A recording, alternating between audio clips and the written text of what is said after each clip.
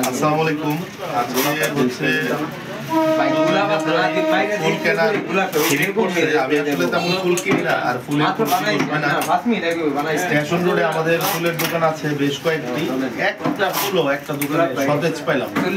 এখন যারা ফুল কিনে রাখে তারা বলতেছে যে যেখান থেকে ফুল আসে ওখান থেকে যে কি ফুল পাঠায়, এত দাম দিয়ে ফুল কিনে ফুলের কোনো কোয়ালিটি সম্পূর্ণ ফুল না, এবং এগুলো নিয়ে কাস্টমাররা দেখে দেখে রেখে যায়। পর্যাপ্ত পরিমাণ সে দামও পাচ্ছে না এবং ট্যাক্স তো বিরক্ত অতিরিক্ত কর্তৃপক্ষের দৃষ্টি আকর্ষণ করছে আমাদের মাধ্যমে।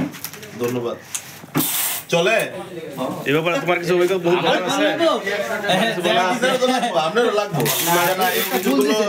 কাস্টমার অভিযোগগুলো করতেছে ফুলের, আসলে এই যে দেখতেছেন এই যে ফুলের যে অবস্থা দেখতেছেন, আসলে টাকা দিয়ে একটা মানুষ কিনে নিবে। আসলে আমি মনে করতেছি এই যে ফুল কিনে নিয়ে আসলে ভালোবাসা নষ্ট হইব, এই যে ভালোবাসা নষ্ট হইব, সংসার অশান্তি লাগবো। এই যে ফুলগুলা পড়ে রয়েছে ফুলগুলো আসলেই খুব দুঃখজনক বিষয়।